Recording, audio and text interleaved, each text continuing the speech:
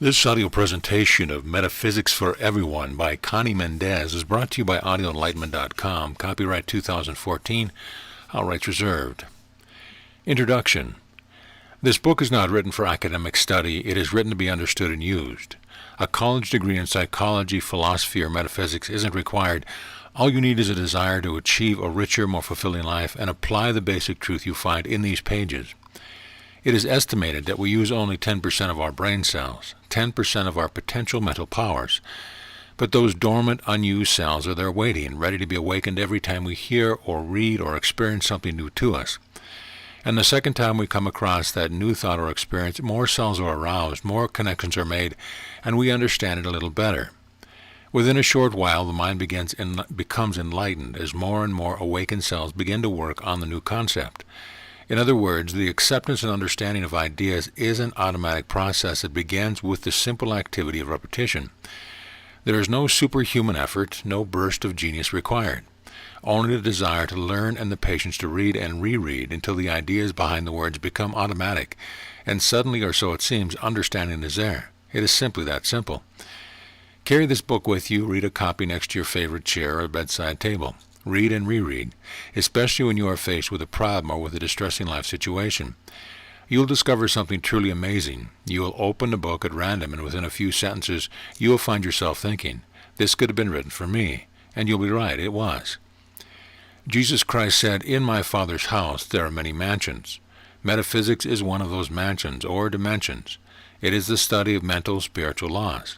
It does not deal with spiritualism itself, although this is another of those mansions. The little book has brought peace, fulfillment, and prosperity to many. May it bring it to you, and may you be blessed. Connie Mendez. Dynamic Christianity. Before you undertake any job, from a career to turning up your own car, you have to know something about it. You go to school, you apprentice yourself to someone skilled in that particular enterprise. It's just good sense. And yet there is one job we all find ourselves thrust blindly into, untrained, uneducated, without the vaguest idea of the hazards involved or the goals to be achieved. And it is the most difficult job on earth, the job of life. To make it even more confusing, we don't even know what life is all about. It's full of contradictions. Why do some, born with wealth, health, and good fortune, turn all these advantages into a downward spiral of misfortune and misery? Why do others achieve good fortune without visible effort? We search for the logic behind these contradictory facts, the rules of the game we find ourselves caught up in. We make guesses, supposition, and we indulge in wishful thinking, and still most of us are puzzled at the hour of our death as we were at the hour of our birth. What was it all about? There is one great truth that can guide us in the direction of understanding. What you think is. Thoughts are things, and your thoughts, your attitude, are what will determine everything that happens in your life. What you think about yourself, about others, about the world and events that surround you control your life, and you are at the control. Like all great truth, this fact is startlingly simple put into words. If you think you are healthy, you will be healthy. But if you turn your thinking around and begin to fear illness, you will feel ill. And feeling sick is being sick. If you are born to riches, it's likely that you will continue to grow in wealth unless someone convinces you that destiny exists, and you will have no control over it. Then any little setback will magnify itself into catastrophe. You will begin to believe that your fortunes have changed, and once you believe that, they will change. Your life and everything that happens to you is a product of the beliefs you hold and the words you say. This is a principle, a basic, unchanging law called the principle of mentalism. If you believe that accidents lurk around every corner just waiting to happen to you, if you are convinced that the ailments of old age are inevitable, if you are certain that bad luck dogs your every step, all these beliefs will manifest themselves in everything you do. But just the opposite is equally true. If you believe that only good will come to you, then it will. This is called a self-fulfilling prophecy. When you make a prediction, good or bad, you begin to make it come true. We are never conscious of all the ideas that inhabit our minds. Their formation is continuous, building on everything we hear, see, and learn. Yet our actions are the product of those ideas, the majority of which lie below the level of conscious thought, and we are just as ignorant of the very laws that govern our lives, the so-called laws of creation, and we spend our lives haphazardly constructing conditions which conflict with those laws. Blindly, with neither compass nor rudder, we go on watching grand ideas turn into disappointment, blaming our failures on life itself, and chalking it all up to the will of God. Since you have read this far, you probably begun to realize that a human being is not, as you may have been led to believe, a sea-tossed cork with no direction other than the whim of the elements. Far from it. Man's life, his world, his circumstance, and the events of his life are the products of his creation, his alone.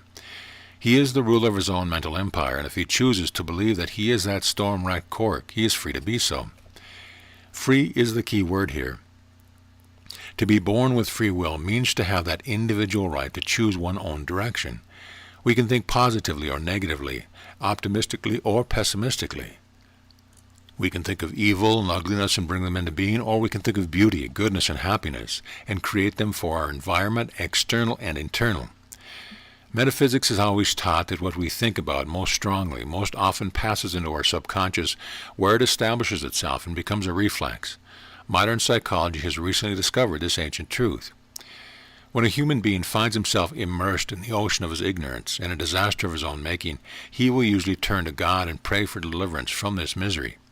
And it appears that sometimes God will answer and sometimes not. If not, family and friends will offer the inadequate consolation that it is God's will. It sounds like another way of saying God's ill will, or at least to a person involved. But this is in direct conflict with what we have been taught about the Creator. He is our Father, full of love and compassion, infinitely wise, eternally and mercifully with us. How can such a wise and loving Father allow such suffering to his own children? We, as merely mortal parents, could never bring ourselves to inflict such punishment on our children. We could not condemn a child to eternal flames for making the natural mistakes of childhood ignorance. Yet we seem to believe that God could do so, that he has all the characteristics of a capricious schoolmaster, one who is petulant, vindictive, and full of ill will, always on the watch for the slightest misdeed and quick to subject us to the most unfair and disproportionate punishment. This is the way we thought in our infancy, before we learned the rules of behavior, and this is the way we must continue to think until we learn the rules of life. We have already learned that the calamities of life are of our own creation, and this is one way in which we are fashioned in God's image and likeness. We are, each and every one of us, the creators of our own circumstance. Why is it then that God seems to hear us at some times and not at others? The answer lies in the nature of prayer. Prayer is the purest and highest form of thought. It is polarizing the mind to the highest possible degree. When we pray, we think of and toward God. We create vibrations of mental light, and thoughts of God transform the darkness surrounding us, as if we brought a brilliant lamp into the darkest of rooms. And if we pray to God as a loving, caring Father who wishes nothing but joy and fulfillment to his children, he will listen. But if we pray, as so many of us do, in terms such as, "Please God, solve this problem for me, even though I know I somehow deserve to be miserable, and this is all some kind of test of my worth, which I don't understand," well, all we are telling him is that we really don't think our prayers are worthy of answering. Furthermore, we are praying to the malevolent schoolmaster, that vindictive God who likes nothing better than to condemn us for our transgressions. In other words, we're praying to the wrong God, and to paraphrase, you get what you pray for. God is not the judge, the policeman, the tyrant, or the executioner that so many of us have been taught. He is simply the one who created the laws of existence. Whether we choose to abide by them or ignore them is our decision, and the results of such a decision are our doing. There are 7 of these laws, 7 principles that govern all things at all times. They are unchanging and unending. They are the order and harmony of creation. The soul has no need for policemen or judges, for he who does not abide by these laws creates his own punishment. Therefore, once you have learned these laws and have learned to think correctly, you will automatically be following the laws, and all good that God wishes for you will show itself. St. Paul said that God is closer to us than our feet, our hands, the very air we take into our lungs. We do not have to shout for him to hear. Merely thinking of him is enough. The disarray of our lives will begin to rearrange itself into order. He created us and knows us better than we know ourselves. He knows why we behave as we do, and he does not expect us to behave as saints when we are only learning to walk in this spiritual world. At this point, I don't want you to believe a single word I have written without proving it to yourself. This is your divine and sovereign right. Don't do as you have done in the past, accepting all you are told and all that you see at face value, until you have taken the opportunity to judge for yourself between good and evil. The mechanics of thought. Awake or asleep, we spend 24 hours a day in unceasing thought. Like an unedited film, disconnected thoughts run through our mind, triggered by every sight, sound, smell, taste, touch, or experience. And a few of these thoughts we hold and examine more closely than the rest. Why? Because these few have stimulated some feeling within, whether a feeling of fear or repulsion, affection or attraction. It isn't the nature of the feeling, but the strength of it, the interest it holds, and so we concentrate on it, perhaps mention it to someone else. It is this repetition, the strength of interest, that leads a thought into the unconscious where it is engraved into memory. This is the process of meditation. Once an idea is etched into the subconscious, it becomes a reflex. Just as your leg jerks when the doctor taps you under the kneecap with his rubber hammer, you experience a feeling, an attitude, a reaction when one of those deeply ingrained ideas is touched upon by some event or experience in your life. Your attitude reflects the original feeling you experienced when you first pondered that idea. In metaphysics, we call this a concept in the sense of a belief or conviction. The subconsciousness is incapable of discrimination. It does not think for itself. It cannot protest, nor does it have free will. Its only function is to summon up a reflex according to a command from the sensory and emotional centers of the conscious mind. In this sense, it is a computer memory, even more complex than the most capacious data storage system ever made. And it is just as emotionless as a computer. It has no sense of humor and makes no distinction between an order given jokingly or a serious command. If your nose is a bit larger than the standards of beauty call for, you may jokingly refer to it as a potato nose, as a minor defense mechanism.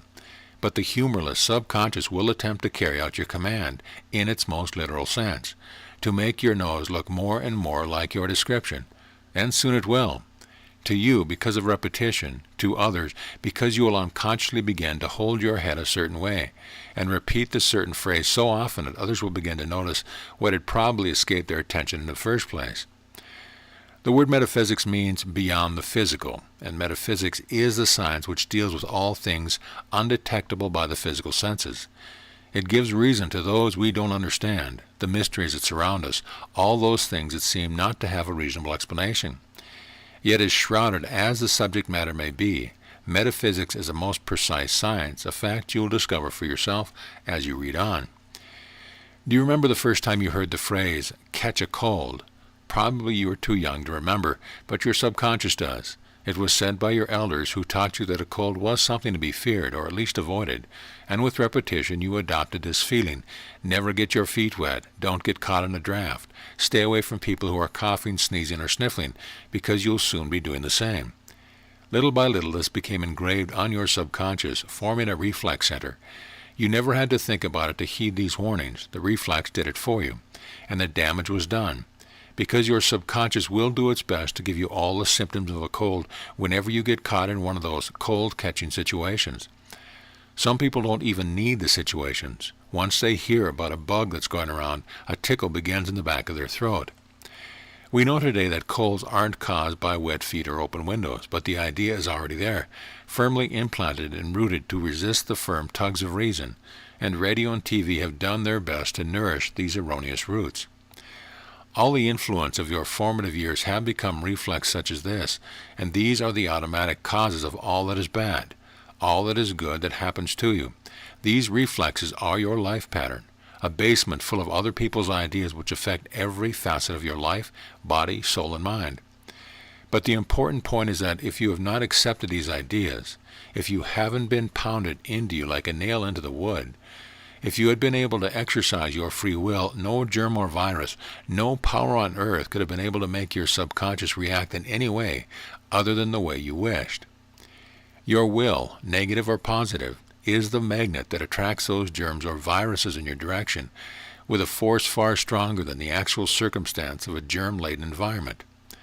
Again, I stress, your negative or positive attitude towards the facts is what will determine the outcome for you. The infallible formula. We have found that the human mind is a storehouse of accumulated opinions, concepts, and convictions, many of which are contrary to truth and in conflict with the basic principle of creation. It is these erroneous thoughts which manifest themselves as suffering and problems that afflict us, sickness, accidents, pains, arguments, disharmony, poverty, failure, and even death. None of these misconceptions fits with the boundary of truth. Unfortunately, there are ways to erase these false beliefs and replace them with truth, which will not only produce the happy and positive conditions we desire, but will prevent the return of those negative influences. With the establishment of truth in our subconscious minds, the order has been changed. The magnet has reversed its polarity, and it becomes impossible to attract the negative forces which no longer produce any response for us. The infallible formula is simply this. Whenever something undesirable happens to you, you fall ill, have an accident, are robbed, are offended, or emotionally hurt by someone, you have been the cause of hurt to another, you have been afflicted by a physical, moral, or character defect. You find yourself hating another. You suffer from the pangs of too much love or jealousy, or love misdirected. You are the victim of injustice. If any from the infinite list of misfortunes and can befall a human being happens to you, you must seek and know the truth. Jesus Christ, the greatest of the metaphysical masters, said, "Ye shall know the truth, and the truth shall make you free." What is the truth? Simply, it is perfect harmony. And if what has happened to you is not born of harmony, justice, goodness, freedom, health, wisdom, love, or joy, then it is not truth. It acts in contradistinction to the supreme harmony. It is a lie. Your higher self is a perfect being. It always has been. It cannot become ill because it is life. Because it is life, it cannot die. It cannot age, suffer, fear, nor sin. It has no need to fight. It is unchanging. It is beautiful. It is love, intelligence, wisdom, and joy. In this you have the truth, your truth and mine, the truth of every human being at this moment and for all time. That isn't to say that every human being is God, no more than a single drop of the water is the ocean, but that drop is a part of the ocean and contains within itself all that is in the ocean. From a molecular viewpoint, that droplet is oceanic in dimension. It has been stated that whatever you project, whatever is happening to you, whatever you are doing or suffering that goes against perfect harmony, is due to an erroneous belief within you, which is manifesting itself outside you because of your own reflex. This has nothing to do with your essence, your superior being. This is unchangeable, and its conditions and circumstances are at all times perfect. And so when faced by adverse conditions, such as those mentioned a few paragraphs ago, keep in mind that I have said and apply the truth simply by saying mentally or out loud, "I do not accept it." Say it firmly, but with infinite gentleness. Mental efforts do not need physical force. Neither thought nor soul have or require muscles. Their strength derives from spiritual force. So when you say, "I do not accept it," do so as though you were saying, "I don't want this." Calmly, yet with complete conviction and firmness, without shouting, violence, or display. You are making a statement. After having made your statement, remember that your higher self, that superior being, together with all its conditions, is perfect. Now say, "I declare the truth of this problem to be harmony, love, intelligence, justice, abundance, life, health, any and all positive qualities which oppose the negative condition in which you find yourself." Thank you, Father, for I know you have heard me. At this point, there is no need for you to believe what you are reading. You must only believe what you say, that you do not, will not accept this situation, that it is contrary to harmony, that harmony will be restored. If you believe and apply these thoughts, you will soon come to believe their power. In the language of metaphysics, this is called a treatment, and for it to be effective, a positive attitude must be maintained. This continuing positive reinforcement is what builds a new reflex, to replace the negative one which brought about unwanted circumstance. Belief begins with hope, not with doubt. Therefore, you cannot doubt the efficacy of the treatment, nor can you express that previous concept, opinion, and belief which led to the unpleasant situation. Such words would only nullify the positive effect. St. Paul said, "But be ye transformed by the renewing of your mind," Romans 12:2. This is the purpose of the treatment, transforming the mental pattern that has been dominating the subconscious, the mental climate that has created the negative environment in which you have been living. This total transformation comes with the changing of each old inharmonious belief as it arises in life or in the conscious, changing, renewing such belief to conform with the truth. Metaphysically expressed, those convictions which have become most deeply embedded are called crystallizations. While these require much more effort to erase, every denial or disharmony or affirmation of truth erodes away at the false conception until we are left with nothing but the truth. And with the establishment of truth, you will discover miracles in every aspect of your life. What you see as defects within yourself are only illusions.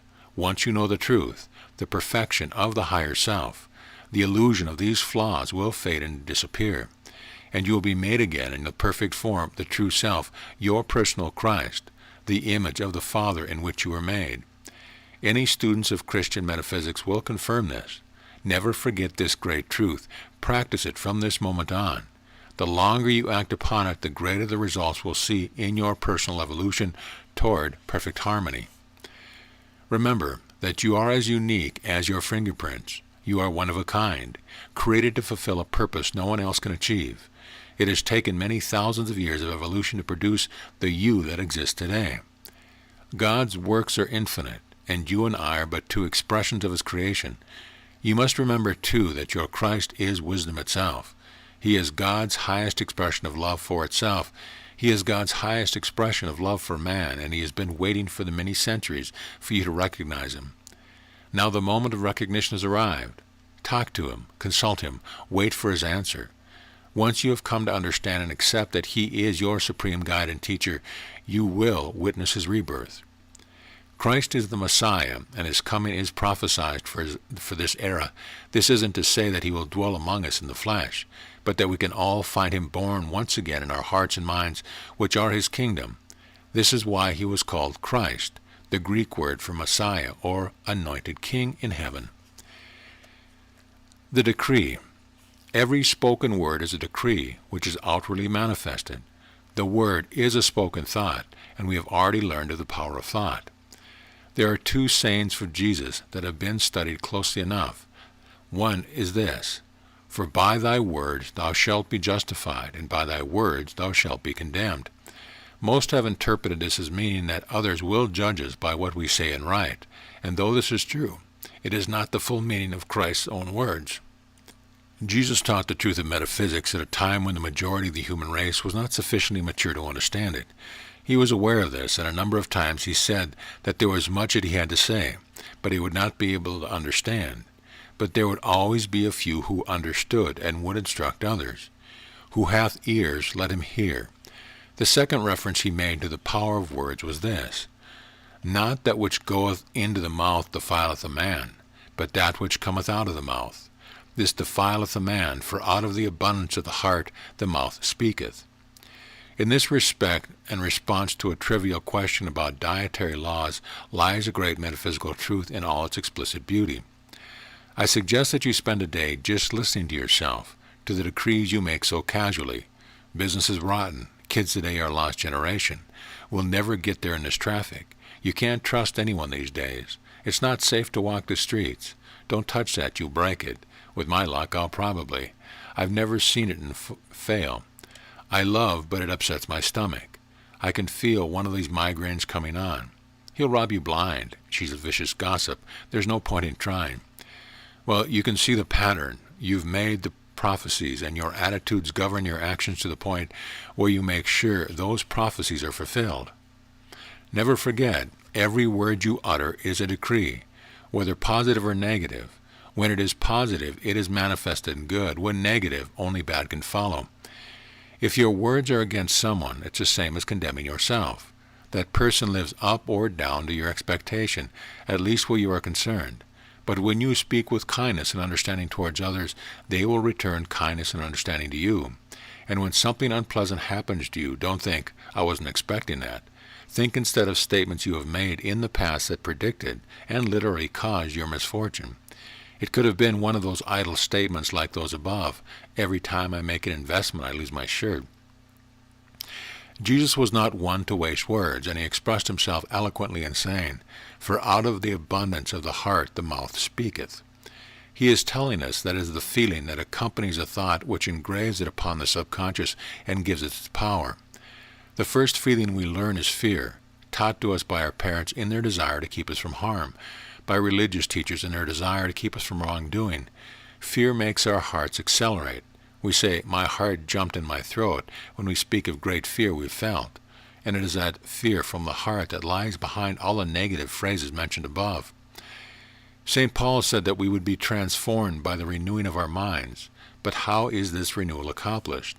Start with your negative statements. Each time you find yourself saying something negative, you've pulled out an erroneous concept that was buried in your subconscious, and you'll recognize the feeling that goes along with it. Erase it. Whether the emotion is fear, dislike, despair, or anger, deny it as a lie and then affirm the truth, so that it will no longer manifest itself in your actions. You'll soon find that you speak differently, and your way of thinking has changed with this practice. Both you and your life will be transformed by this renewal of your mind. Increase your awareness of others. When you are in company, observe their language and the actions which bear out their statements. You will be aware of their concept by the result that they bring about themselves. Do not agree with what you hear when conversations turn negative. Think instead, I do not accept it for myself or for them. You don't have to tell them about the truth you are learning. In fact, it's best not to. Not because it's some secret ritual, but because they may not yet be ready for it. There is a proverb, when the student is ready, the teacher appears. People who are ready for advancement are automatically drawn to those who can lead them. It is a basic law of attraction, so there's no need for you to be a missionary. Trying to force the truth on people usually drives them in the other direction. That is what Jesus referred to when he said, Give not that which is holy to dogs, nor cast ye pearls before swine, lest they trample them under their feet, and turn against you and rend you. Faith can move mountains. You've heard this proverb repeated again and again, but it is usually said thoughtlessly, since few people really know what it means, know why or how faith can move mountains. Fear, too, can move mountains, for fear is merely a negative form of faith, faith in evil. It is the firm conviction that something bad is going to happen. Pure faith, on the other hand, is the certainty that whatever happens will be good. You don't fear that something good will happen to you, nor do you say, I have faith that something bad is coming. Faith is what we wish for, and you don't wish for harm to come to you, you fear it. But you attract what you fear, and so it comes about. And when it does happen, you may say, with a kind of perverse triumph, I knew it, I could feel it. And so you did, but don't go around boasting of your clairvoyant skills. What happened was that you thought about this or that misfortune with fear. You did indeed predict it with words and with emotions. And you have learned once again that whatever you think about with strong emotional intensity will come to pass. You fully expected it, and to expect, to anticipate, is to have faith, negative or positive. So now that you know that everything you anticipate with faith will come to you, what's to stop you from using that knowledge, that faith, to answer your every wish? It is a natural law, a divine ordinance. Christ said so in the familiar words, and all things whatsoever ye shall ask in prayer, believing ye shall receive. St. Mark, too, stated specifically, whatsoever things you desire when you pray, believe that you receive them, and ye shall have them. St. Paul expressed it more broadly. Faith is the substance of things hoped for, the evidence of things not seen. We have defined faith as the conviction of good. That conviction doesn't come out of thin air. It comes from knowledge, and that knowledge from experience. When you take a trip to a distant city, whether by air, train, or car, you're rarely afraid of missing a turn and ending up on the moon. Perhaps a Stone Age man without benefit of knowledge or maps or an airline schedule would be shaking with fear at the prospect. But you, with the knowledge of a civilized world at your disposal, know where you are going and when you are scheduled to arrive. This is faith based on awareness or knowledge. People fear evil and do not know to apply faith, or even have the slightest notion of what faith is, because they lack knowledge of the principle of creation. Faith is conviction, certainly, but these must be based on specific knowledge. You know that a certain distant city exists, that people often go there, that you can get there, and that the moon is nowhere near your destination. This is positive faith. The converse is equally true. If you want something and fear that you won't get it, you won't, simply because you denied yourself what you wanted in advance. Very likely your prayer was designed more to prepare yourself for disappointment than for fulfillment. O Lord, grant me this, even though I know I don't deserve it, and I'll understand if you don't, because you probably don't think it's right for me. That's a negative prayer, and it works negatively. Now let's try the positive. There's a metaphysical formula for getting anything you want. Use it for everything. Don't believe it simply because I say it. Try it. Let it work for you. Your faith, your belief, must come with your own experience, your own knowledge. Your positive prayer. I wish for this. I wish it to be in harmony with the universe and according to God's will, His grace and His perfection. I thank you, Father, for I know you have heard me. You must not doubt for an instant. You have used a formula that some would call magic, which metaphysicians know is an application of universal principles. If you have fulfilled the law with complete belief, you will get your wish. But be patient. The more calmly you await fulfillment, the sooner you shall see results. Impatience, tension, mental stress destroy the treatment, as it is called in metaphysics. Let me explain the importance of the wording in this formula. By saying, in harmony with the universe, you avoid the danger of bringing harm to another in fulfilling your wish, and make it impossible for you to wish harm on another. By saying, according to God's will, you acknowledge that God may see that you specifically want may be less than perfect or even harmful for you, in which case He will substitute something even better than you had hoped for. In other words, you are asking God to make your wish as good as your intention. The words, His grace and His perfection, contain the ultimate safeguard. Let me give you an example of what can happen if you do not seek God's grace and perfection. A lady was hard-pressed for a specific amount of money, and she asked for it in specific terms for the 15th of the month. She firmly believed that she would be granted her wish, but her selfishness and indifference did not inspire her to ask in a way that would consider the welfare of others. The next day her daughter was hit by a car, and precisely on the 15th of that month she received the exact amount asked for, in the form of an insurance settlement for her daughter's accident. She used the formula incompletely and thus worked against the law, against even her own self-interest. To ask for something in God's grace and perfection is to work with the spiritual law. The law of God is always on that perfect spiritual level, where there are no obstacles or setbacks, no harm befalls anyone. No fights or struggles can take place. Here all things run smoothly, tempered with great love. This is the great truth you are beginning to know, that you will make you free. I thank you, Father, for I know you have heard me, is the ultimate expression of faith, which we can pronounce. Jesus taught and applied that faith when He broke the bread that fed 5,000 people, or changed water into wine at the wedding feast. We celebrate that faith by saying grace before a meal. We thank God for His graciousness before we experience its manifestation.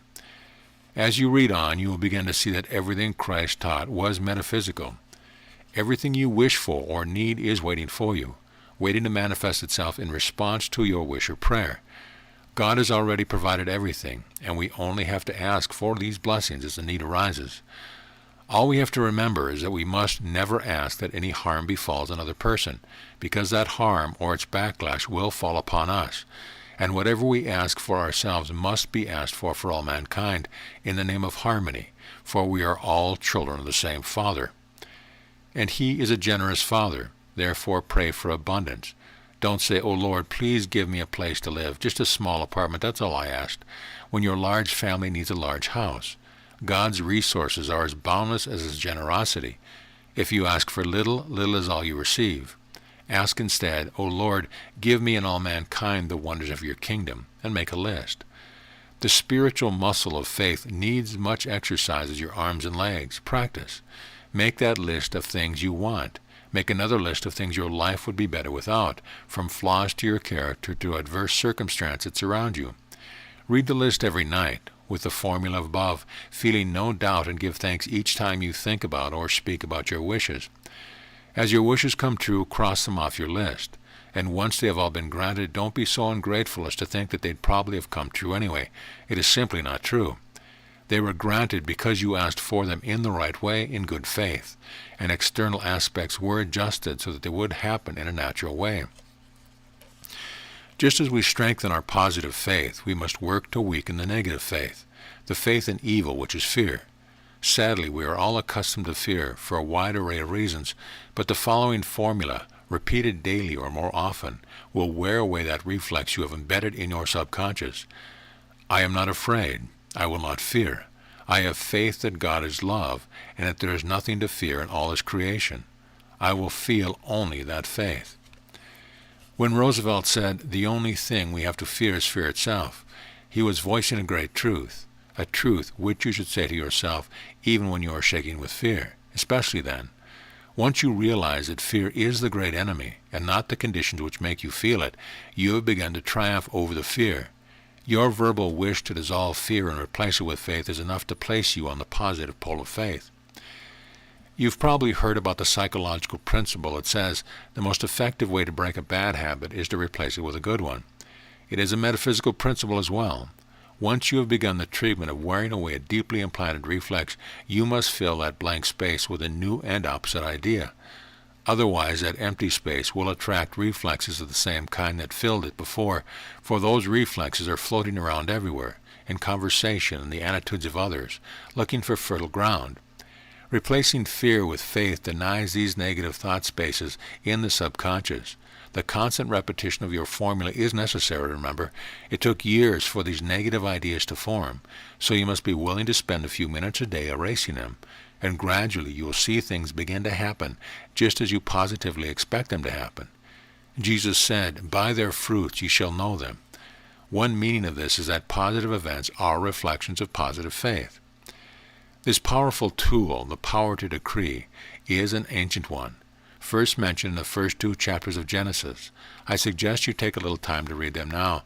As you read, you'll realize that man was not created to be a pawn in a game of circumstance, a victim of situation, or some puppet dancing on strings held by powers beyond his control. Quite the opposite. Man was placed at the zenith of his creation, rather than being, as some suppose, one of the least significant beings and its creations, and the wisdom, if he will use it, to rule this planet in perfection. We are created in God's image, and have been given his powers, including the power of decree, and we have been given free will, the freedom to choose between the perfection that comes with perfect faith and the disharmony that is fear. Man is the means by which the wisdom, love, and power of the Creator can be fully expressed. We have been placed with all our concerns in a universe which is obedient to God's will, and has no other alternative than to carry out the decree of his supreme authority. Still, the authority God has given us is total, and our power to decree is absolute. And though the basic nature of the universe is perfect in the Creator's eye, it will appear to man only as man decrees it. The story of the Garden of Eden tells us that man lived in a universe of perfect order, maintaining his powers to think and decree in absolute harmony, until he ate from the tree of knowledge of good and evil. From that point on, the concept there was an opposite to perfection, and that evil could happen has plagued man. His choices, what he could decree for himself, now included unhappiness in its countless forms. His power had become potentially self-defeating, but is still within our power to restore the harmony of our own lives, to recreate our own Eden. Love. This chapter will complete your introduction to the first principle of creation. This is the principle of mentalism that can be summed up as the mind is all. Jesus said, "Ye are gods," John 10:34. He meant that the creative capacity of God is within every one of us. Thus, with our thoughts alone, we can create or recreate all that we see in our environment, just as the whole of the creation was brought into being by a thought. You have already been introduced to the mechanics of this mental creation, the negative or positive character of that which has been created, the force required to determine its nature, the way to change the external aspects of that which you have created by denial or affirmation, the power of the spoken thought as a confirmation of attitude, and finally the infallible formula for creating and establishing the best possible personal universe for yourself. You are capable of bringing about the harmony in your life by following Jesus' advice to know the truth. And you have discovered that the truth is that the universe was created in perfection by a perfect being, and that evil has no power when confronted with this truth, because evil is not God's creation, and it must disappear when the truth of faith is perfection, is substituted for the thoughts that brought it about. Jesus admonished us, resist not evil, not because evil is so powerful, but because it is powerless in the face of truth, the good, which is the natural state of things. From now on, you won't have to cast about for someone to blame for your troubles. You merely have to look within and ask, what was my mental attitude about this situation? Was it positive or negative? Did I have faith or was I afraid? What kind of decrees did I make with my words? By their fruit ye shall know them. Simply be honest with yourself and you will see how you control things. If you like what you see, fine. If not, you have within you the power to change your circumstance. In Christian metaphysics, we believe God to be 7 aspects: love, truth, life, intelligence, soul, spirit, and principle. These are all abstract concepts. We cannot see, feel, or hear them, but we can feel and recognize their effects. They exist, act, and produce results, and not one of them can be denied. Love is the first aspect of God, the most powerful facet of his character, and it is the strongest and most sensitive of all forces. But very few of us know what love really is. Most of us think of it as being what we feel for parents, children, spouses, lovers, and so forth. Affection, tenderness, sexual attraction, dislike, and hate are all different degrees of sensation, and these sensations only skirt the border of love in its purest sense. Let us try to focus in on the heart of it by examining the sensations we are familiar with. On this scale, the central or neutral points are what we call tolerance and goodwill, with love at one extreme and hate and loathing at the other. This may seem to be unbalanced, since we consider goodwill a positive or loving kind of feeling. But if you think about it, you will see that tolerance and goodwill disappear when we love too much, for these feelings must apply to all, not simply to the object of our exaggerated affections. And of course, there is no tolerance or goodwill to be found in hatred, and this is the antithesis of love and the absence of goodwill. Jesus said, "Peace be unto those of goodwill," which implies that peace is goodwill, and at the extremes are departure from peace. Peace is at the center. It is the fulcrum of that perfect balance. All excesses unbalance the scale away from this center, away from peace. Even the excess of good things, money, love, prayer, charity, sacrifice, etc. This is what is meant by the tree of the knowledge of good and evil. In Genesis, the forbidden fruit is not so much knowledge as it is excess. God himself only mentions the term bad or evil in reference to excess. And in this connection, now would be a good time to pause and read the chapter in Ecclesiastes which begins, "There is a time for everything." Too much love? How can that be? But you already know the answer if you've ever seen a mother love her children so much that she never allows them to leave their nest, get married, or live any kind of independent life. This is not love, but a selfish desire to possess. The same is true of jealousy. These are not aspects of love, but aspects of excess, and an unbalancing of scale. For there is little peace in such a relationship, no room for tolerance and goodwill. Shakespeare understood. Speaking of music as the food of love, he said, "Give me the excess of it, that surfeiting the appetite may sicken and so die. Too much love destroys love." Generally, an excess of feeling is balanced by a corresponding lack of intelligence, another of the aspects of God. This, of course, will create indignation among people who consider themselves sensitive. But there is a great difference between sensitivity, which is a form of awareness, and sentimentality, which is allowing one's intelligence to be outweighed by unthinking emotion. Again, it's a matter of balance. If emotion is hot, then intelligence is cold. But peace is neither a polar blizzard nor the blistering heat of the Sahara sun. It is a comfortable warm spring day. A temperature blend of climates, now having a great emotional capacity, is desirable if it is balanced by an equal capacity for intelligent thought. This is what makes great artists. Their work is the vessel into which they intelligently pour their emotional potential. But the excessively emotive person pours that passion onto those who surround him or her, and the effect is not love but smothering. If you can recognize this quality in yourself, you have the honesty to correct it. And the method is meditation. Concentrate on the idea of intelligence. Do it daily, for as long as you can. The more time you invest, the better. Begin by asking yourself what intelligence is. Define it in yourself and man. Then go on to consider that everything, plants and animals included, has intelligence. Intelligence, remember, is a sense of awareness, of knowledge. Finalize this by affirming, "I have been created from the essence of God. With by and from his intelligence, I share the intelligence of God." A few days of this repeated treatment will produce a noticeable increase in your mental elasticity, and in a week you will experience a transformation in a way you feel love for others. There will be a new serenity and generosity, which you may never have thought possible. At the same time, you'll notice a change in the way others treat you. We may be all individuals, but what changes one affects others, all others in varying degrees. This upward step you take affects all of humanity, starting with those you love most, including yourself. Now let's deal with humanity's number one enemy, resentment and ill feeling. the generalized feelings which find their culmination in hate. Not one of us is totally free of resentment, yet it can embitter our whole life. It has a bad influence on every event or relationship, and is the cause of every disappointment we suffer, even though we have learned to know the truth, and to deny or affirm, and keep a watch over and correct our thoughts and words. Just one resentment, one ill feeling engraved on the subconscious, and the soul is a small fountain of bile, tainting and embittering, going against all our fondest wishes. Nothing, not even the most perfect situation, can endure as long as this emotional pollution exists to poison on our every attitude. Religions and holy books are endlessly telling us that we must treat our enemies with forgiveness, for our own sake, not for theirs, but they do not tell us how. The result is that people play with words. I can forgive, but I cannot forget. But the two are inseparable. If one is not forgotten, one is not truly forgiven, and what memories remain beget resentment.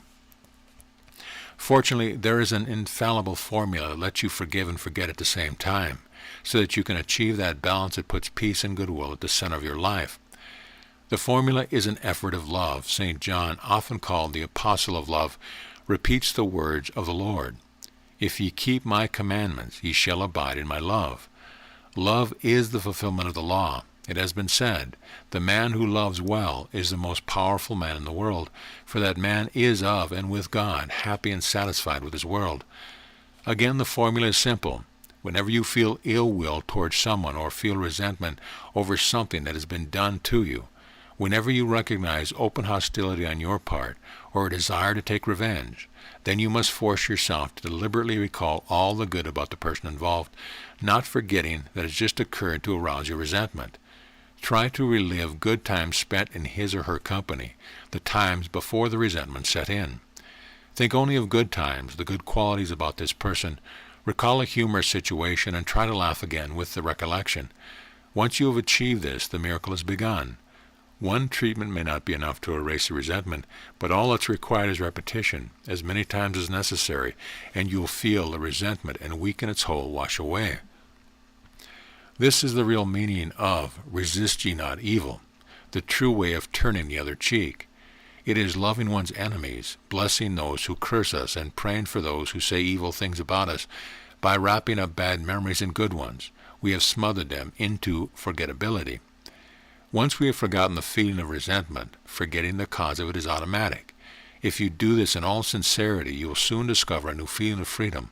Little things will stop bothering you, and soon those little annoyances will even stop happening. Your life will begin to run smoothly. Best of all, you will have the goodwill of those around you, even those who may not have liked you before.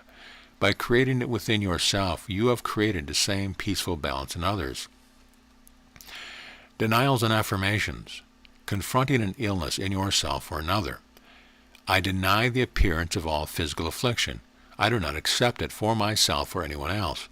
The only truth lies within my soul, and all sickness flees like a lie before the truth of my words. I have faith that life is health, strength, and joy, and we are all expressions of life. I thank thee, Father, for I know you have heard me. Confronting any fear of your own or another. I deny fear, since God did not create fear. It can have no existence except that which I allow. I reject this appearance which I have created. I let go and banish every shadow of fear within myself or within you. St. John said, love dispels all fear. God is love. I am his child, made of and by his love. Thus I dispel fear. I thank thee, Father, for I know you have heard me. Confronting any sorrow of your own or another's. I deny the very existence of this sorrow, grief, or depression, since it does not come from God. I have no use for negative feelings. I do not accept them, I erase them. God is happiness, pleasure, and joy, and therefore I am all of these well. I thank thee, Father, for I know you have heard me, and I thank thee for these joys, and then list all the good things in your life which bring you joy. Confronting failure and lack. I deny the appearance of any lack in myself or my circumstance. I know that only God's abundance is the truth. I deny failure, for only success and happiness are of God.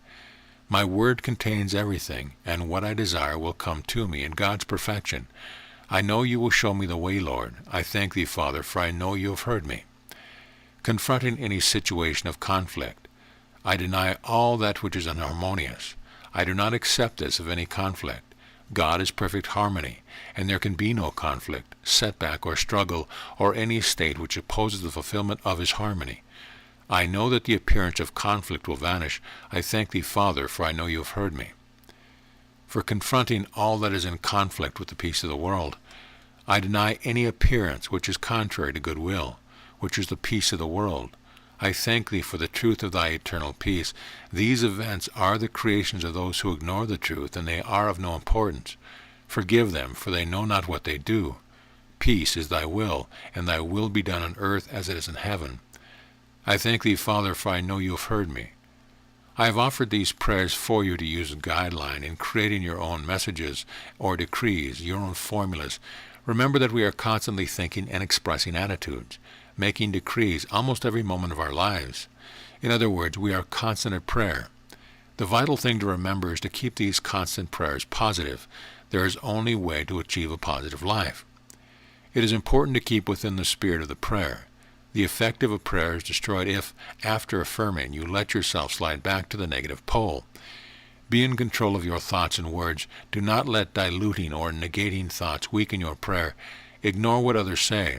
Remember, they do not know what you are learning. Never forget that wishing good for one is wishing good for all. What you wish for others will come back to you, and what you wish for yourself, you should also wish for others. Your wishes are more valuable than charitable donations, for these last only for the moment, while truth remains forever. Wish for all to come to know the truth. Your wish and the wishes of the millions who have read this book and its companions will enter into the hearts of others, and you will have granted the spiritual gift of knowledge to others. The principle of rhythm, like the pendulum or boomerang, returns like to like. Ani sot qui mali pens means evil to him who evil thinks. But only good can come to one whose thoughts are good. It has been said that God plus one is a majority. This means that one person alone who raises his consciousness to a spiritual plane, using the metaphysical truth of God, can save an organization from ruin, a community, a city, or a nation from crisis. This truth dominates all the planes of existence, and the truth shall make you free. The metaphysical meaning of the Ten Commandments. To this day, it is still unknown whether Moses was who the Bible says he was, or was actually the son of the sister of Pharaoh Ramses II. His name, an Egyptian name, means taken from the waters, and since the Bible is rich in symbolic stories, so written to make sure that the truth these stories are meant to bring us would not be lost in a multitude of translations, the biblical account of Moses being born a Jew and adopted by the princes could also be more symbolic than historical. The point is, the truth of his origin has no effect on his teaching. Moses was an enlightened man, a great master of metaphysical truth, who not only freed the Jews from slavery and the subhuman conditions in which they were living, but also spread his teaching to the nomadic bands who joined the tribes of Israel in the desert. This is one reason why the many people of the Middle East today are almost entirely monotheistic. Among these different races, some were more primitive than others. These had no respect for the property of others, who killed those who obstructed them, who allowed the old to die of hunger, since they had outlived their usefulness, and who considered women no more than communal property. The more civilized Israelites, however, had tasted the lash of slavery, and were more inclined to a better treatment of their fellow man, despite the fact that they had fallen in with the idolatrous ways of the Egyptians and varied desert cultures, forgetting the one God of their fathers. This forced Moses to codify their forgotten standards into a simple set of laws that could be understood by all. He decreed harsh punishment for the disobedience of these divine laws, believing this the only way to tame the beast within. Moses had been educated at the temple of Heliopolis, one of the world's great center of learning at the time, where he learned mathematics, metaphysics, astrology, numerology, the meaning of numbers, and triple symbolism, which was used in those days to record knowledge for future generations as they evolved. This symbology provides insight into Moses' thinking and into the meaning of the commandments. The first aspect was the simplest, dealing with the everyday life and world of the human being. The second aspect was metaphysical, and dealt with the same conditions as the first on a more abstract mental level. The last, more profound aspect was hieroglyphic, and dealt with human life in a metaphysical sense. This last aspect was said to be so profound that it could only be understood by one whose soul was absolutely pure. All aspects were encompassed by the principle of correspondence, which states, as it is above, so it is below. As it is below, so it is above. Below and above refer to the physical and spiritual planes, the world of everyday existence, and the abstract mental and spiritual world of the soul. What the statement means is simply that all laws act on all levels, and that conditions on one level have their counterpart on the level below and on the level above. The importance of these echoes or correspondence will become clear as we go on. Moses meant the Ten Commandments, or Sefer Bereshit, as the laws are called in Hebrew, to be understood and obeyed on all levels, so that man would not only be guided but educated and awakened by them. The interpretations that follow are as old as the commandments themselves, based on the same symbology Moses learned at Heliopolis and passed on to us by those scholars who have kept the methodology alive through the centuries, and man for the most part obeys these laws on the first level. There are many who complain about the contradictions between dogma and common sense, people who accept the rightness of the commandments but are searching for a higher understanding of things, including the laws we live by. That higher understanding is what this ancient interpretation provides. Let us sum up the Ten Commandments on their literal level. 1. There is but one God, thou shalt not worship any other. 2. Thou shalt not make or worship false images. 3. Thou shalt not take the name of God in vain. 4. Thou shalt keep thy Sabbath day holy. 5. Thou shalt honor thy father and thy mother. 6. Thou shalt not kill. 7. Thou shalt not commit adultery. 8. Thou shalt not steal. 9. Thou shalt not bear false witness. 10. Thou shalt not covet. These laws are of the two kind, 8 of them as prohibitions, beginning with the words, thou shalt not. Only numbers 4 and 5 stand out as recommendations. Taken at the literal level, the 8 are apparently the rules of behavior, outline antisocial acts. And to the less civilized societies of these days, such literal prohibitions were necessary. It was not an easy world. People thought in terms of survival, and gave little thought to behavior that did not contribute to that basic need. One did not kill a member of his family or his tribe because it would be killing one of his protectors, and he would be banished into the desert at least. But when it came to outsiders, the rule was different.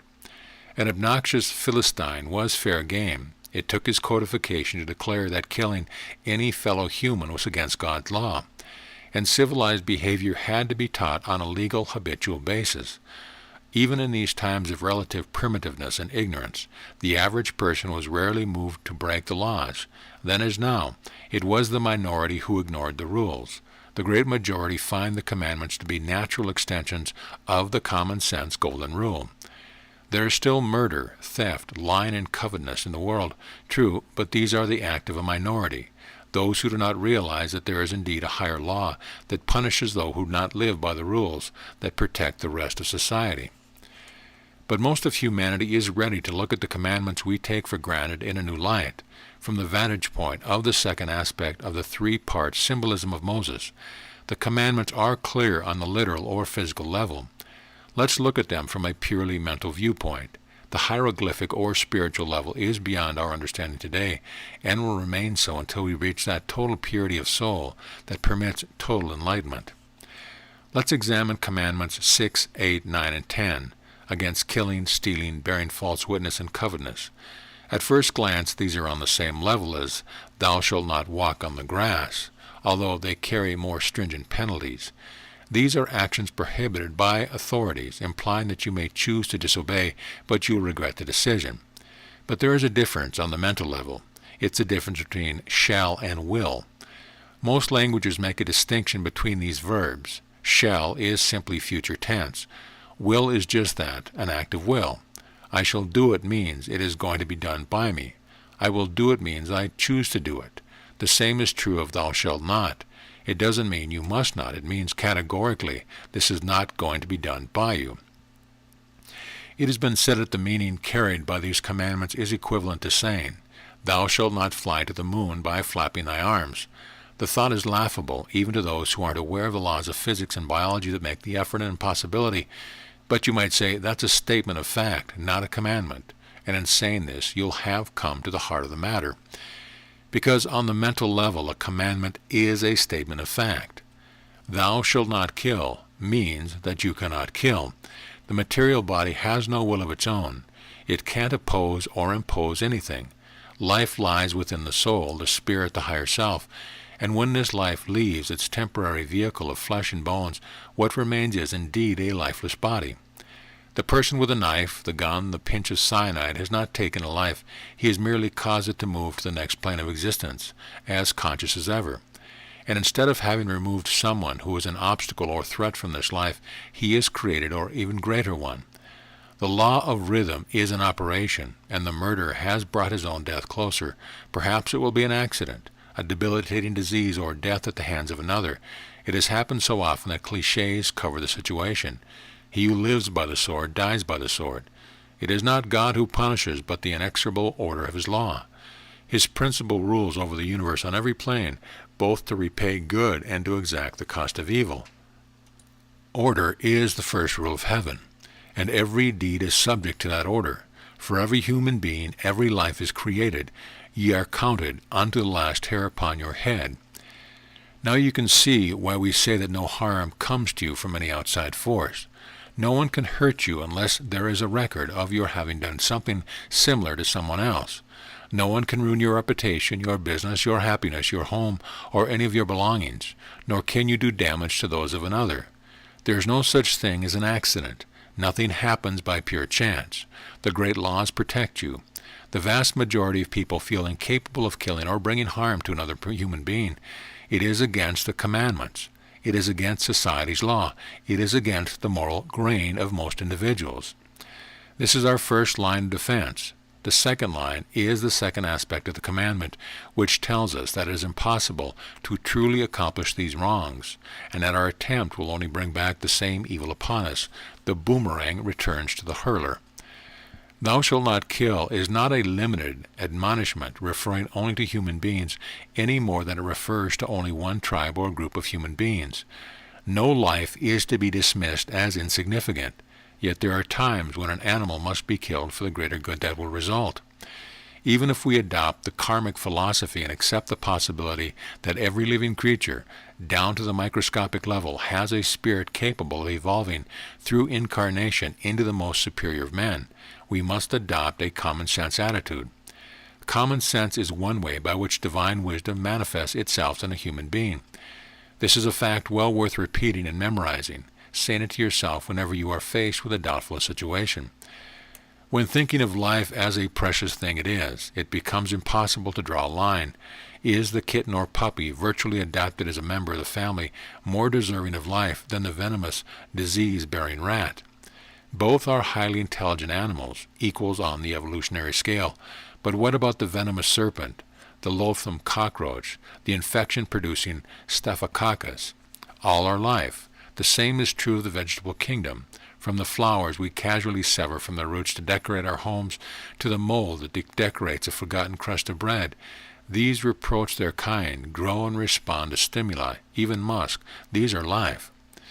In giving us freedom of choice, God has made us judges over the lesser creatures, and we have made judgments. Society has laws against the indiscriminate killing of domesticated animals and endangered species.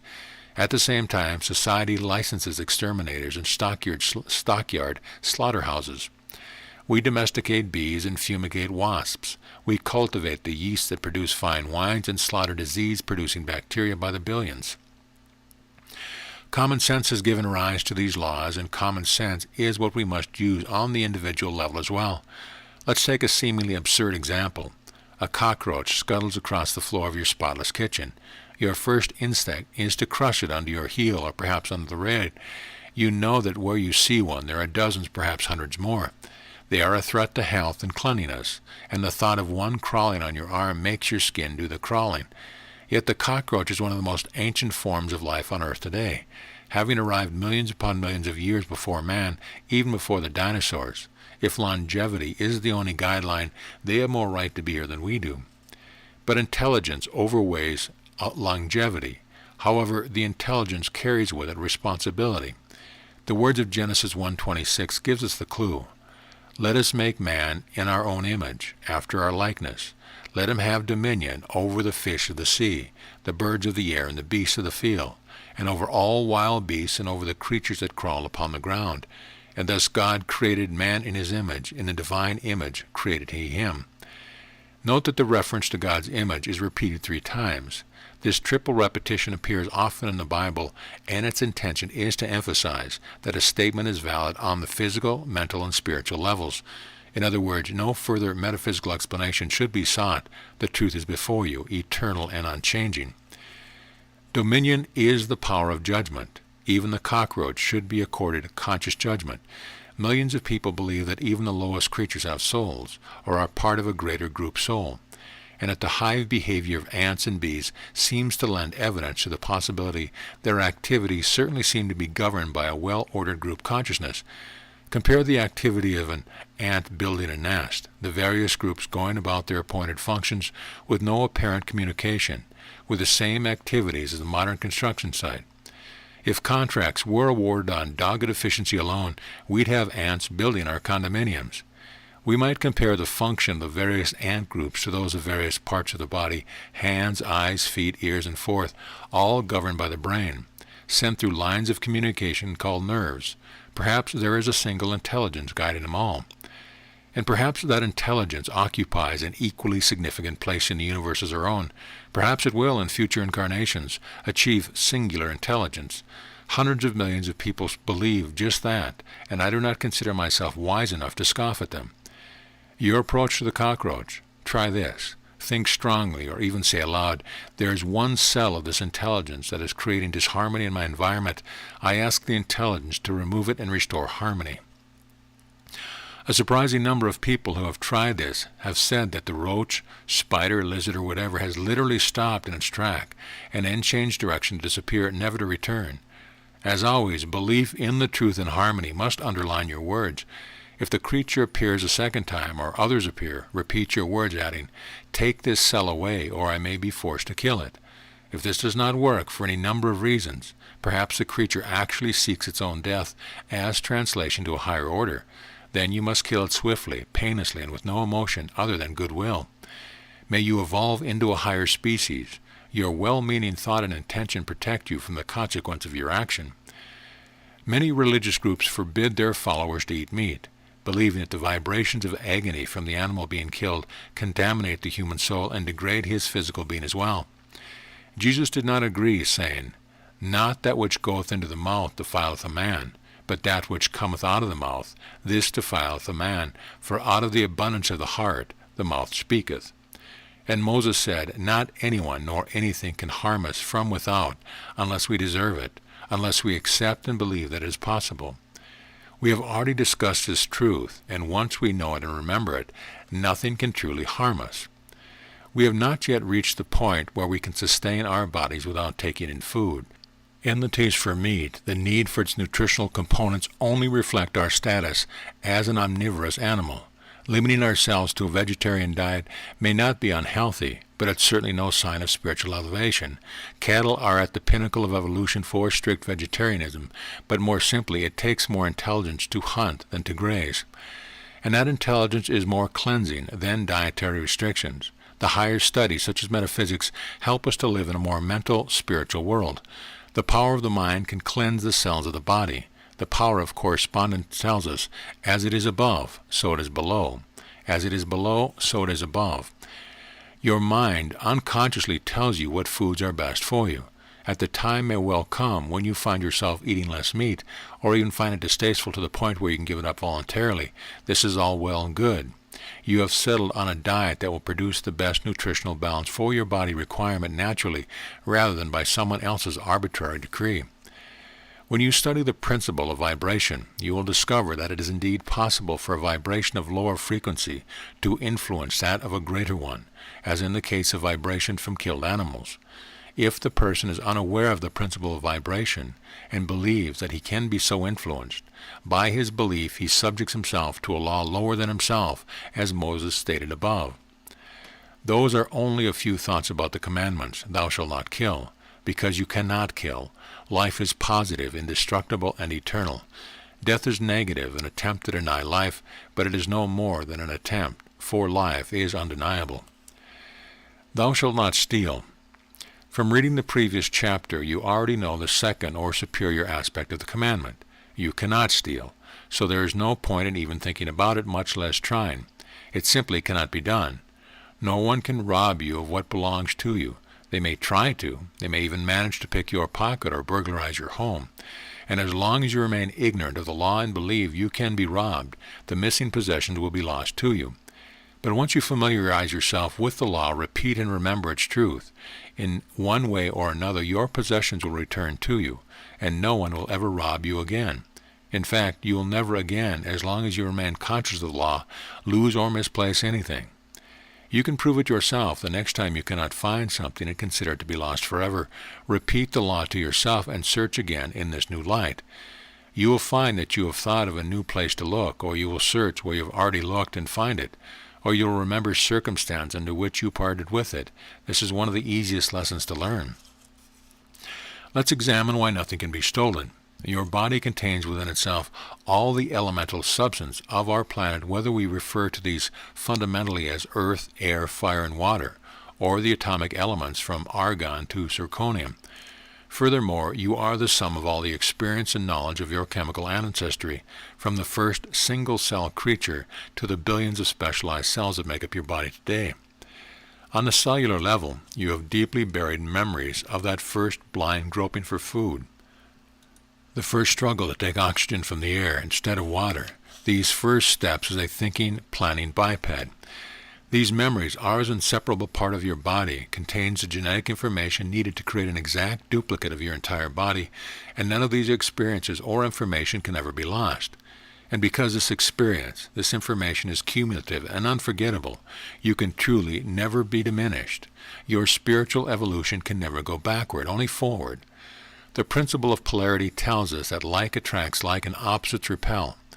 Thus we are attracted toward what we are growing to be and pushed on by what we have outgrown. Thus, with the start of every new life, learning the basics becomes easier and easier, because we are not learning so much as remembering. By the time a child is born, he has already recapitulated his evolutionary history in the womb, first as a single cell, and on through a water-breathing, then air-breathing stage, until the final development of the complex cerebral cortex of the brain makes him ready to emerge as a human being. The child has already learned the primitive reflexes of hunger, discomfort, response to sight and sounds, and many children from their past experiences show remarkable abilities in certain areas: mathematics, mechanics, athletic coordination, reading, the arts among them. The intelligent child, bored in the classroom, is simply frustrated at the time he must waste in relearning. Though he may never seem to study, exams and conversations will prove that the learning is indeed there. There is a multitude of evidence that reincarnation exists, but it's not mandatory. Free will exists for and in every creature, and just as people here on earth may either take advantage of an opportunity or pass on it, souls existing on the astral plane are free to return to earth in order to continue their individual evolution, to acquire new experience, repay old debts, or reap the rewards of a good life, or to remain in the untroubled stasis of the higher plane. There is no authority to force a soul to return, only the individual desire to improve one's karma, which can only be achieved in the active, bustling physical world of changes. Knowledge and experience are acquisitions which have been bought and paid for, acquired by right of consciousness, which can neither be lost nor stolen, any more than any native ability or talent which can be taken from you. Surprisingly, the same is true of material possessions, for they are the accompaniments of your earned abilities and deeds. Physical objects are earthly parallels of mental and spiritual gains. Everything everyone has learned to use and enjoy, from the comforts of a palatial home to the utility of a simple book of matches, from jewelry to cutlery, remain ours in essence from incarnation to incarnation. So it may be said that those who are born wealthy have earned that wealth already, but it is still up to them to maintain their wealth if they wish to keep it. Or they may lose it, perhaps as a means of improving their karma. As Jesus said, "Lay not up for yourselves treasures upon earth, where moth and rust do corrupt, and where thieves break through and steal. But rather lay up for yourself treasures in heaven, where neither moth nor rust do corrupt, and no thieves break through and steal. For where your treasure is, there will your heart also be." Matthew 6:19-21. Like all the proverbs of the Bible, this is significant on the material, mental, and spiritual levels. But now you understand that there is no need to live in fear of thieves. If you live in constant worry of robbery, being overcharged, or embezzled from, you can now live in peace. And should something be taken from you, simply say to yourself the truth. Nothing that is mine by right of consciousness can be lost or stolen from me. Then forget the loss and be patient. Soon someone will return the item to you. You will receive a gift to replace it, or something of equal or greater value will come to you. What is earned cannot be taken from you. Thou shalt not steal, because you cannot, and neither can anyone else. But don't take my word for it. Use the thought and treatments in this chapter to prove it for yourself. Thou shalt not bear false witness. Many people wonder why there is no specific commandment against lying, and then are satisfied the 9th commandment covers the situation. In fact, all wrongdoing is a fundamental lie in that it contravenes the truth of harmony, and lies are covered more specifically in the first 3 commandments, as we shall later see. The whole of the commandments is an exposition of truth and a warning against every pretense and falsehood that mankind is heir to. But perhaps because of this lack of specific admonishment against lying in everyday life, man continues to distort the truth at his convenience. The commandments refer to the spoken or written word, that which bears the lie.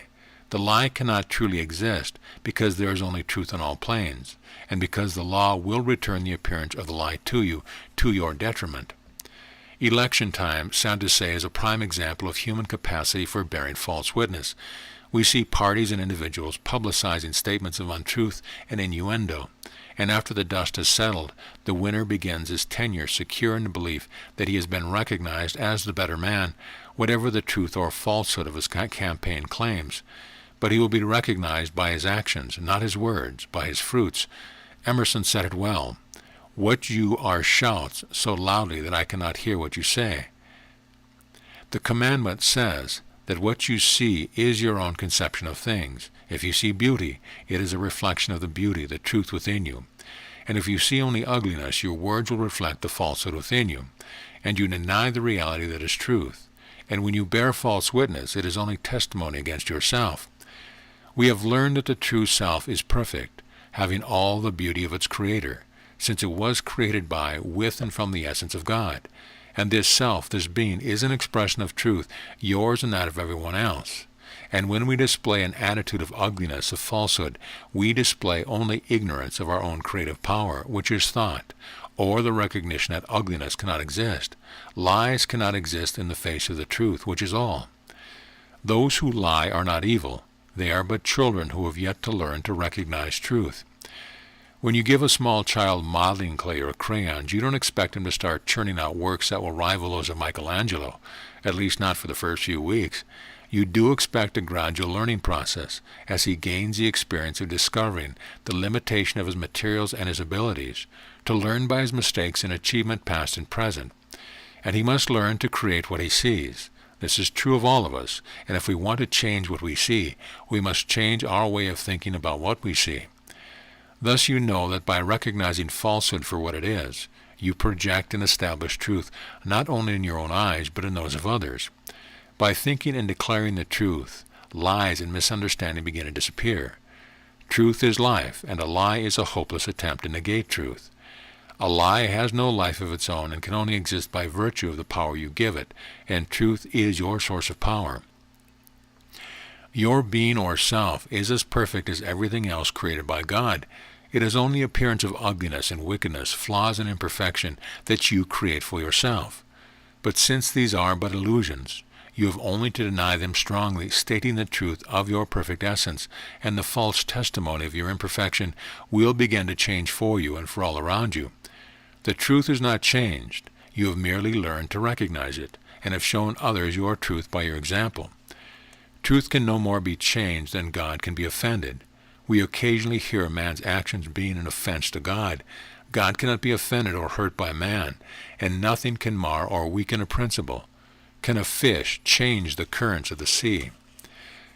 Thou shalt not covet. When an idea, a creation, springs forth from the divine mind, it already contains everything necessary for its complete development. It's inconceivable that God would send us an incomplete idea and allow us to frustrate ourselves trying to complete the puzzle. God is infinite wisdom, love, and justice. He does not tease his children. The universe is based on logic and order. The perfect harmony that exists in all its parts can be seen wherever we look, from the path of the planets to the masterful engineering of an ant colony. Once this knowledge is acquired, we realize that nothing which is necessary is missing from our lives. When we have more than we need or want for our own happiness, it is there for the happiness of others. Science says that nature abhors a vacuum, and this is demonstrably true. Even so-called empty space is crowded with dust motes and hydrogen clouds and random molecules drifting in their path toward becoming something else. Life is constantly searching for something to animate. This is its purpose. A small pot of earth left in any moist environment will soon host a stray seed and a sprout forth. A forgotten glass of water will soon be swimming with larvae. Before a child is conceived, the womb is prepared to receive, nurture, and protect the seed until it develops into a complete human being. The same is true of the eggs of birds, reptiles, and insects, the seeds and spores of plant life. All contain the needs for the development of the complete creature. With man, completeness is fulfillment, and God has provided the seeds for this in every man. Therefore, man can lack for nothing. Everything has been foreseen and has been made available. And God completed the package by telling us, "Thou shalt not covet." In other words, that we have no need to envy or desire the possessions or good fortunes of another, because we have but to ask for the things we want for ourselves. They are already ours. It is written in the Bible, "Ask and it shall be given unto you. Seek and you shall find. Knock and it shall be opened unto you." These are not idle words. These were meant to be taken seriously and literally. Note the idea was expressed 3 times. The size of your desire, the scope of your dreams in general, is a measure of your need, and an indication of how close that need is to being fulfilled. Ask for what you want and give thanks to God in the same breath. Do so without doubt, and you shall receive. Your wish may come true through natural occurrence, through the generosity of a friend, or as a miracle. I remember an occasion when I was in New Orleans without a penny to my name. A transfer of funds had been late, and it was a Saturday afternoon, and the bank wouldn't open till Monday, and I knew no one in the city. However, I knew the truth and declared it, standing on the sidewalk. My Father contains everything. There is nothing missing in creation. Father, I thank thee, for I know thou hast heard me. At that very moment, a green piece of paper was borne on the wind towards me and wrapped itself around my ankle. Knowing someone must have dropped it, I waited with the $5 bill in my hand to see if anyone was looking for it. No one was in sight. It was meant to be mine. It lasted me until Monday with enough left over for a taxi ride to the bank, where my money was waiting. A miracle or a happy coincidence? I wonder if there's a difference. Miracles don't occur because a principle has been violated, as many churches once believed, but by the proper action of that principle.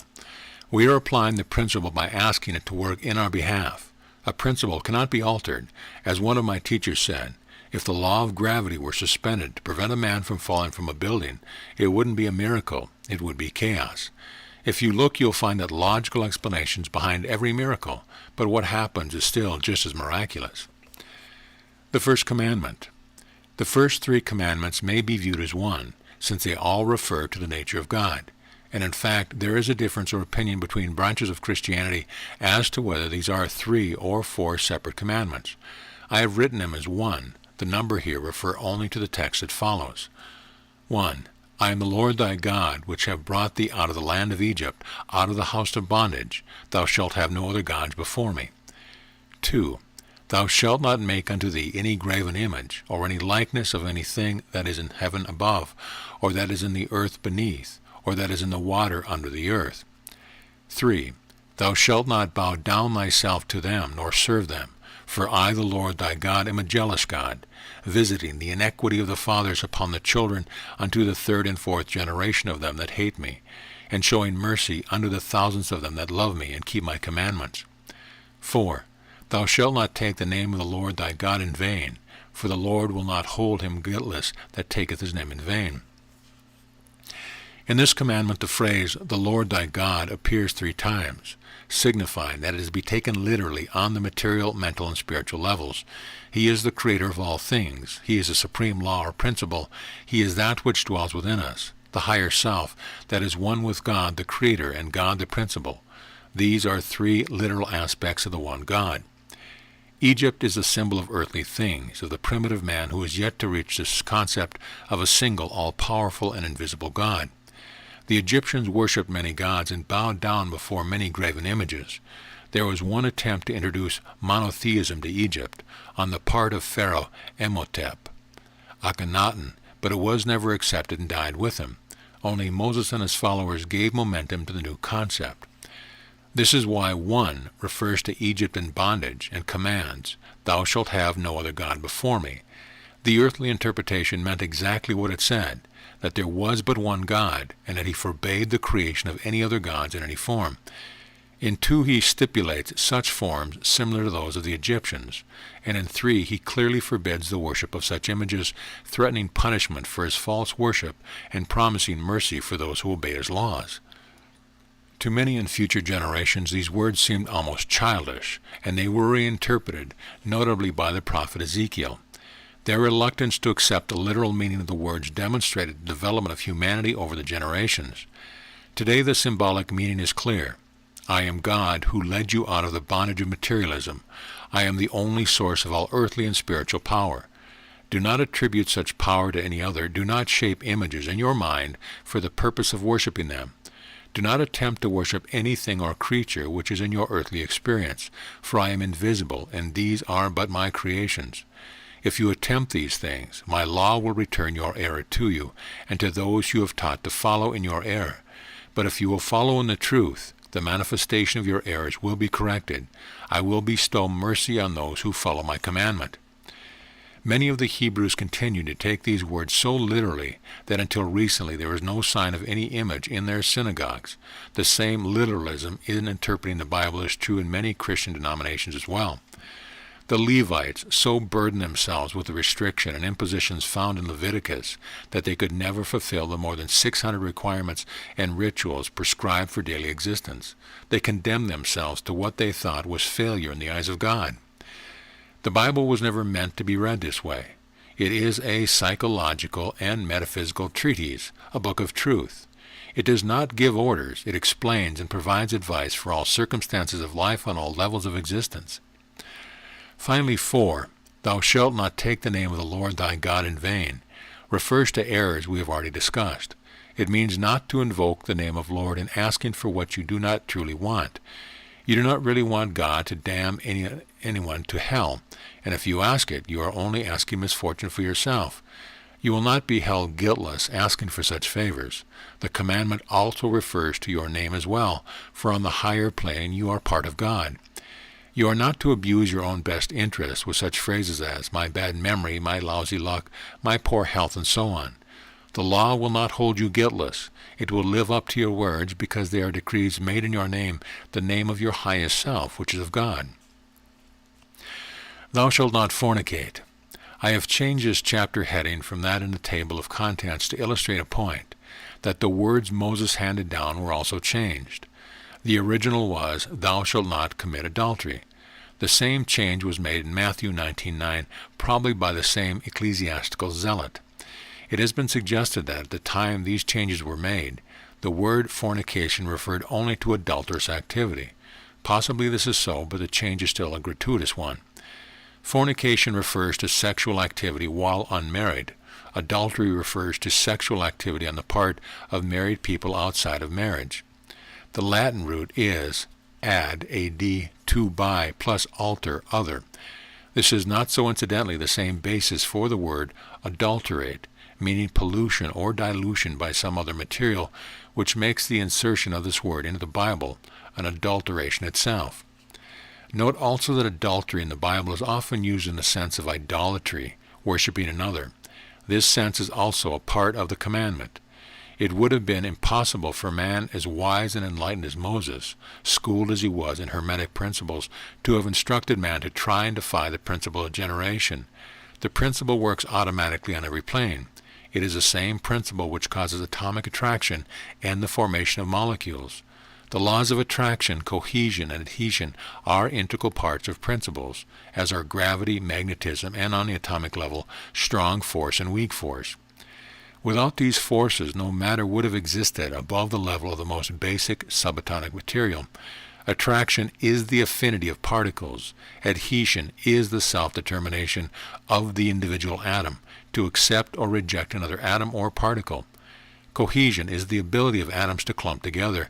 The strength of these laws is given awesome expression in the energy required to split the atom, and the energy given off when it happens. The principle is equally expressed among people, as is the principle of correspondence. As it is above, so it is below. As it is below, so it is above. Or as the Kybalion says, it is by studying the monad, the most primitive unit of life, that one reaches the angel. Principles act automatically. The laws of adhesion and cohesion among atoms might well be termed fornication between humans, yet it is a process that goes on throughout the natural kingdoms. It is as automatic as the bee's transmission of pollen from one flower to another. Are we to presume that the Creator would hinder or prohibit the process he set in motion? It's common knowledge that by opposing a principle or force, we multiply the force driving it. A dammed river will find another course, or a lake will form, building up potential energy, the principle behind hydroelectric power. We are still of an animal kingdom. We still reproduce through the sexual process. Perhaps we shall evolve beyond this stage of development to a point where the principle of generation manifests itself in another way. But we are still a long way from graduating to a higher order of existence as a species. Students often ask, when presented with this concept, if we all evolved at once, what would happen to the human race? The answer lies in your point of view. We would still be we, whatever our state of being, and another evolving spirit might well come up to fill a gap and call themselves humanity. There will always be someone at the lower levels. This at one level of meaning in Jesus saying, the poor he shall always have you with. He meant not only the economically poor, but the undeveloped in knowledge, experience, and evolution as well. Revelation also states that the Lord announced that at this time of evolution, no more children will be born. Perhaps we are entering that phase even now, for though population is increasing at an incredible rate, birth rates will soon start to decline. Another description of this evolutionary era was given by Jesus as, when the veil of shame falls. This is when we realize the shame is artificial, that the veil, which is ignorance, can hide its truth. And when truth is universally known, we will be ready for that evolutionary graduation. A perfect example of that veil of ignorance is the erroneous use of the word fornication. By focusing so much attention on the natural, we have made it seem unnatural. In effect, we have tried to oppose the principle of generation, and it simply can't be done. By stemming that river, we have caused it to seek other channels, and we have produced mental aberrations, sexual deviation, frustration, dishonor, shame, and punishment, much of it due to the arbitrary substitution of a single word. Bonsai trees, small and twisted, have their beauty as curiosities, but they are still distortions of what was meant to be, stunted versions of what might have been without intervention, as are the caged bird, the chained leopard, the gilded stallion. We have modified truth and modified the scriptures out of ignorance, or to gain power over others. Metaphysically, the meaning of thou shalt not commit adultery is, thou shalt not misinterpret or misapply the law, because you will not be able to. Because you are tempted to do so will only bring misery back on yourself.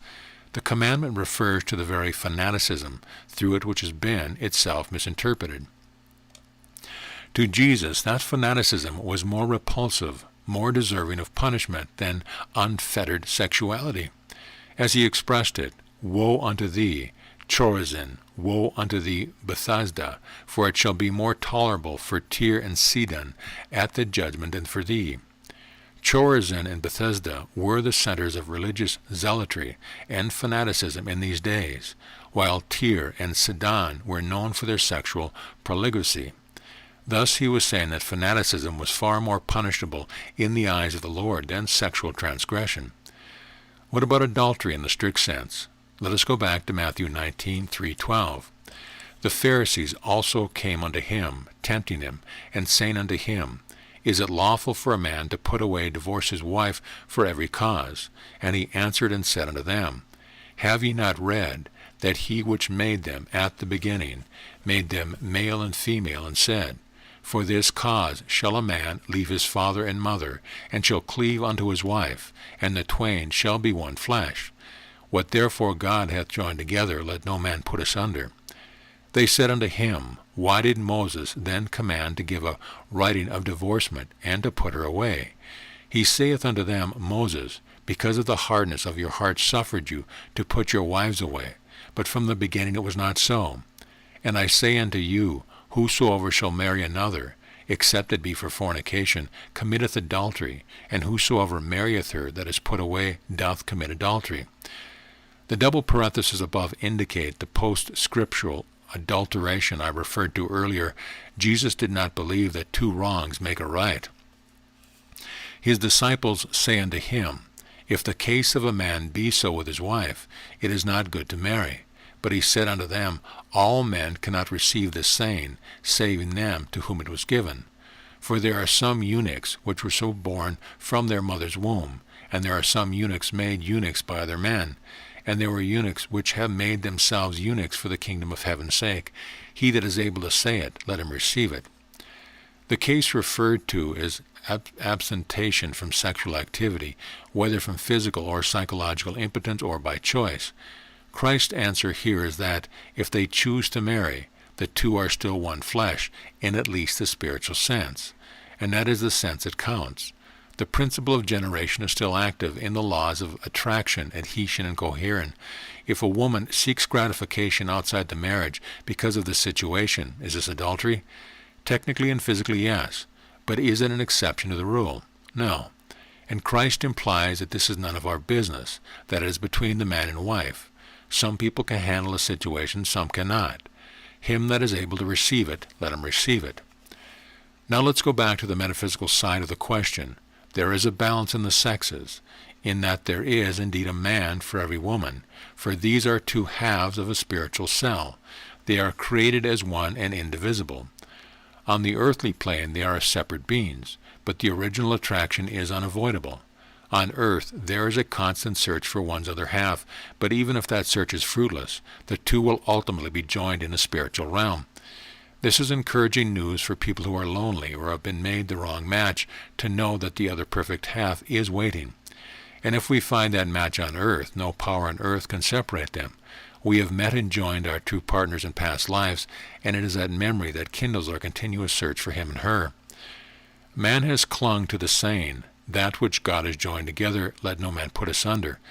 But it has been misinterpreted as a reference to marriage, which is a civil or religious ceremony, and not to the true spiritual union forged by God, which is the marriage may or may not represent. This saying is not an indictment of divorce, which is simply another human convenience, but a consolation offered by a loving God, telling us that, whatever else happens, that true union still exists and cannot be severed. Jesus spoke in parables, stories in which the meaning was clear in the situation, not merely in the words, which he knew would suffer in translation or even in repetition. The words might change, but the story and the metaphor does not. Jesus' reference to the eunuch is parabolic. It can be taken in a literal sense and still be seen for the analogy which it is. His reference to eunuchs, for the kingdom of heaven's sake, refers to those who have chosen to channel their human energies, including the sexual drive, into a dedication to the studies that will help them evolve toward a higher being, even in this earthly environment. This is the basis for the justification of a celibate priesthood. As Jesus said, He that is able to receive it, let him receive it. This is one commandment that scholars and ecclesiastics are most reluctant to discuss. Even Jesus was a bit cryptic, couching his answers in parable form. The reason is that we are still earthbound animals, barely into a true mental state. There is a conflict within us between pure reason and our instincts and drives, and maintaining a balance is most difficult. Let us remember the real meaning of the commandment that we cannot commit adultery, and if trying we bring hurt to another, that hurt will surely come back to us. Let us also remember the time when a woman caught in adultery was brought before Jesus. According to the laws of Israel, she should have been stoned to death. Jesus stooped and wrote idly in the earth at his feet. They continued to ask his opinion, and he responded, He that is without sin among you, let him cast the first stone at her. Again he stooped and wrote in the earth. When he looked up, the woman stood alone. He asked her, Woman, where are those thine accusers? Hath no man condemned thee? She answered, No man, Lord. And Jesus said to her, Neither do I condemn thee. Go and sin no more. Recommended further reading: The Sermon on the Mount by Emmett Fox, Lessons in Truth by H. Emil Caddy, The Daily Word, a monthly periodical, and The Kabbalion. End of chapter, end of book. This audio presentation of Metaphysics for Everyone by Connie Mendez has been brought to you by audioenlightenment.com. Copyright 2014, all rights reserved.